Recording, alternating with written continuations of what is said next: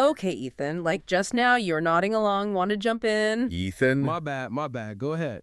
Making our show livelier. He's really into it. Or does he want to host again, Ethan? Let's keep this part in. All right, let's get into our topic for today. Sounds good. Welcome back to Sip&Talk. Today, we're jumping straight into something pretty complex, a major geopolitical issue, really. China's information warfare. We're looking at the strategy, some specific cases, and maybe the most interesting part, the internal backlash. Yeah, it's a huge topic. And our goal today, I think, needs to be pretty clear. Right. Let's try to objectively explore these, well, sophisticated methods they use to shape opinions, both globally and inside China itself. Right. We'll dig into the tactics, look at some really specific incidents that might surprise you, and then tackle that big paradox.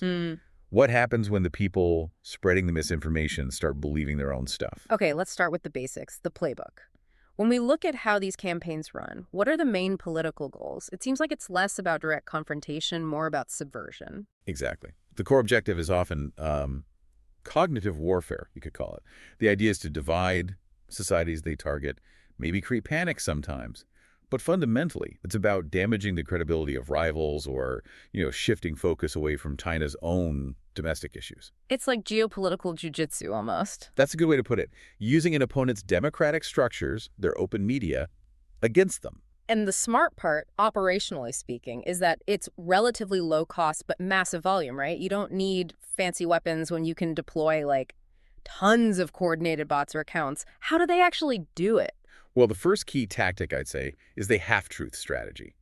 Pure fiction. That's often too easy to debunk. Right. Instead, they mix real facts, maybe just fragments, with distortions, things left out, or outright misrepresentations. This gives it a kind of veneer of authenticity. Makes it stickier. Yeah, stickier. Because the average person sees that bit of truth and thinks, oh, well, maybe. And debunking it feels like too much work. It gives them that plausible deniability, too. If you argue, they can just point to the tiny true part and say, see, that part was real. Precisely.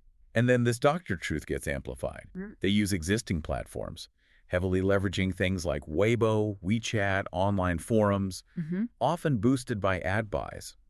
Guangou Mailian. So they plant the seed? They plant the seed, then pay to make sure it grows, making sure it lands right in those online echo chambers where it'll resonate. And to make it seem legit, they don't usually use official government channels for this stuff, do they? It needs to look like it's coming from the ground up. Which leads us straight to what's sometimes called pink mode, or using proxy voices.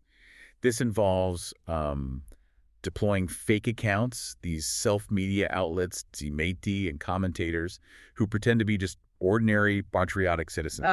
The grassroots look. Exactly. It manufactures this sense of organic support. It looks like the will of the people, not some top-down directive. And that feeds into the whole brush screen attack idea, doesn't it? The goal isn't maybe to persuade you slowly, but just to overwhelm you immediately. It's pure quantitative pressure, just massive repetition, flooding platforms with the same message from maybe thousands of accounts all at once. Wow. So when your screen is just filled with this one single message, even if your gut says it's wrong, it creates this illusion that everyone believes it. It kind of short-circuits rational thought. Yeah, if every comment on an article says the same thing, your brain gets tricked into thinking, well, I guess that's settled then. And reports suggest this isn't just random trolls acting out, there's actual coordination. Oh, definitely. There's evidence showing that state media outlets in China receive direct internal instructions. They call them Gujian Zilling, telling them exactly how to maintain a unified narrative, the Tong Yi Ku Jing. Specific talking points. Specific talking points, specific angles. And the fact that some of these internal memos have accidentally leaked kind of confirms this top-down control over the messaging. Okay, that really paints a picture of the machinery behind it. Let's shift to the output now, the actual case studies. Yeah. How have these tactics been used during major global events? I think we have to start with maybe the biggest one in recent memory, the COVID-19 origins narrative. Remember those stories spread really widely inside China, but also pushed by some foreign officials too. The ones claiming the U.S. military brought the virus to Wuhan during the Military World Games in 2019. Exactly that. The objective seems pretty clear, right? Shift the blame away from any potential failures in managing the outbreak domestically, turn it into a foreign attack, textbook deflection. Classic misdirection. And we saw similar stuff during the Russia-Ukraine war in 2022. Almost immediately after the invasion started, social media was flooded with rumors that President Zelensky had already fled Kiev. Aimed at undermining morale right at the start. Instantly. Undermine his leadership, demoralize the resistance. It's efficient, Maximum confusion during a peak crisis moment. And it's not just big international crises. They get involved in domestic politics elsewhere, too. I vaguely remember some weird story about President Trump supposedly yelling at his trade rep. Yeah, bizarre, fabricated stuff like that. These feel like surgical strikes almost, designed just to sow a bit of chaos or discord within another country's politics. Okay, so let's pivot now to some cases that seem maybe even more targeted, especially focusing on Taiwan. Here the goal feels less like global distraction and more about direct domestic destabilization. Right. These can be highly personal and, unfortunately, really impactful. That Kansai airport incident in 2018 really stands out as showing the real-world harm. Can you remind us about that? Sure. So after a typhoon stranded thousands at Kansai Airport in Japan, this story started spreading, later traced to IPs in Beijing, claiming the Chinese embassy sent buses to rescue only mainland Chinese travelers and deliberately left Taiwanese citizens behind. Which was completely false. Completely false. But the narrative took hold in Taiwan, fueled outrage online and in the media, and the pressure and criticism directed at the Taiwanese diplomatic staff there was immense. It had devastating consequences. It really did. The head of Taiwan's Osaka office, facing this wave of public anger based on fake news, tragically took his own life. It's a stark example of how these campaigns aren't just online noise. They aim to create real domestic conflict and undermine trust in the government. Just pure social destabilization, and they target diplomacy and military issues too, trying to create panic or division. Absolutely. Remember that Honduras situation? Yeah. A false report pops up on some forums again, traced back to an IP in Hebei, China claiming the Honduran foreign minister was secretly visiting Beijing. Instant panic in Taiwan about losing a diplomatic ally. Exactly. It forced the Taiwanese government into damage control mode immediately, having to issue denials and clarifications, creates uncertainty, sows doubt. And on the military front? Similar tactics, like the rumor that Taiwan was planning to lease Taiping Island, a key outpost in the South China Sea, to the U.S. military. Designed to stir up controversy about sovereignty and military policy. Precisely. It caused enough fuss that Taiwan's Ministry of Foreign Affairs had to issue a formal rebuttal. And interestingly, they issued it in simplified Chinese characters. A clear signal about who they thought the source of the rumor was. Right. A direct address back to the mainland source.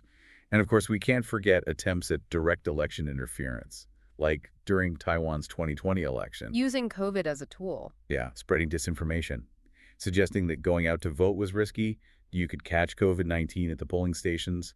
The subtle message being, maybe just stay home. It's an attempt to suppress turnout. And this isn't just limited to Taiwan, right? We're seeing variations elsewhere. It seems to be expanding. There are recent reports about fake videos trying to encourage independence movements in Okinawa, Japan, for example. The core strategy seems consistent. Find existing fault lines or create new ones to destabilize neighbors or rivals. So all this effort is pointed outwards. But this is where we get to that potential vulnerability, isn't it? The idea that pouring so much energy into deceiving others can backfire internally, this self-propaganda loop. It's a fascinating paradox, yeah. If you become too good at controlling the narrative, if your system is designed to only allow certain information through, then the people running the system might start making decisions based on their own misinformation. The Hall of Mirrors effect. That's what analysts call it. The system filters everything, internal reports, external news, to make sure only the good news gets to the top decision makers. The West is falling apart, our economic policies are brilliant, everyone loves us. So the leadership ends up operating in a bubble, receiving a version of reality that's been heavily sanitized and, well, is ultimately false, creates huge blind spots. And that leads to potentially massive misjudgments. This is reinforced by the internal culture, too. The whole bao shi bo bao yu thing, report the good news, hide the bad. Lower-level officials tell their bosses what they think they want to hear. So the information flowing upwards is already distorted. Exactly. The result is you have this highly centralized system potentially making critical decisions based on flawed intelligence about its own economy, its international standing, you name it. And the loop gets completed by something called external propaganda internalized. 外宣的用法. Yeah, basically taking content that was made for foreign audiences, maybe a slick video showing supposed foreigners praising China's high-speed rail or whatever, and then recycling that back into the domestic media ecosystem. So the state is essentially validating itself using its own manufactured external approval. Right. It creates this false sense of global admiration, both for the general population and potentially for the leadership, too. It reinforces the bubble. It's like that analogy you mentioned. If you keep telling everyone you're 6 feet tall, after a while you might actually forget you're only 5'6" and start blaming the tape measure. Exactly. You start genuinely believing your own hype, and you lose touch with the actual facts on the ground. And for a state relying on a distorted view of reality to make major strategic decisions, well, that's a serious risk, a critical vulnerability. It really is. But we should probably mention these kinds of tactics, information warfare. It's not only China doing this, right? It's become a global thing. Oh, absolutely not unique. We see other major players using similar techniques. Yeah. Russia is, well, infamous for things like its doppelganger campaigns, where they create fake websites that look almost identical to legitimate news outlets. And their war on fake stuff during conflicts. Right. Iran uses fake social media accounts to push specific narratives too.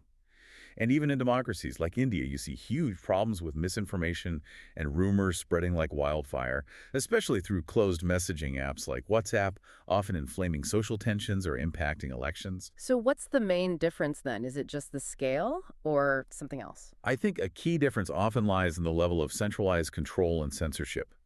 In a system like China's, you can create a more effectively closed loop, where inconvenient truths are systematically suppressed. In more open societies, while disinformation is still a massive challenge, you usually have independent media, fact-checkers, academics who have the freedom to push back, expose coordinated campaigns, and offer alternative viewpoints. It's still a huge fight, though. Oh, it's incredibly difficult. But the potential for counter-narratives exists more readily. Which brings us really to the listener, to you. How do you protect yourself? Your best defense is building up your own media literacy, your critical thinking skills. Yeah, absolutely. We can actually run through a pretty practical checklist, maybe a 5-step framework you can use when you encounter information online. Good idea. Let's do it. Okay, step 1. Always check the source. Seriously, who published this? Is it a reputable news organization with editorial standards? Or is it some anonymous blog, a known content farm churning out clickbait, or just some random angry account? If the source seems sketchy, honestly, just stop reading. Good advice. Step 2. Look closely at the content. What's the emotional pitch? Right. Does he use super sensational language? Total collapse imminent, shocking secret revealed. That kind of stuff is usually designed to trigger an emotional reaction. Anger, fear, and bypass your rational brain. Be wary of extreme claims. Step 3. Where's the original information? This is crucial. Is the story just quoting some unnamed insider or expert? Does it actually link to the original report, the press conference video, the actual data it's talking about?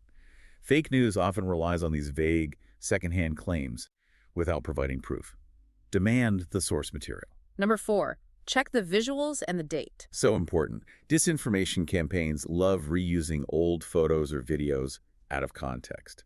Use tools like Google Lens or TinyEye for a reverse image search. You might find that breaking news photo is actually from 5 years ago and a completely different event. Always check the date. Too old news presented as new is a common trick. And finally, step 5. Verification. Does anyone else confirm this? If this is genuinely big, important news, other credible news outlets, ideally from across the ideological spectrum, should be reporting on it too. If you only see a story on one obscure website, especially one known for pushing a particular agenda, be highly skeptical. Wait for confirmation. Accuracy, transparency about sources, adhering to ethical standards. That's how credible outlets build trust over time. So that's the toolkit you need, really, to navigate this stuff. As we wrap up our discussion today on Sip and Talk, we just want to stress again. Our aim here was just to lay out some objective information, some case studies, for your own analysis. Yeah, we're definitely not trying to criticize or point fingers at any specific nation or group. It's all about encouraging independent thought, critical awareness. That's always been the focus here. Keep questioning, keep applying those 5 steps, and try not to let anyone else's agenda dictate what you accept as true. Well said. Stay skeptical, stay informed. And before you go, if you found this useful, please do subscribe to Sip and Talk so you don't miss our next discussion. Oh, and definitely go check out our good friend Mickey's YouTube channel. It's called Mickytolife. Yeah, Mickey's got all the fun stuff memes, great liquor reviews, and he's always got the latest vlogs from his travels around Europe. Perfect for when you need a break from all this. Definitely a good palate cleanser. All right, thanks for tuning in. We'll catch you on the next Sip and Talk.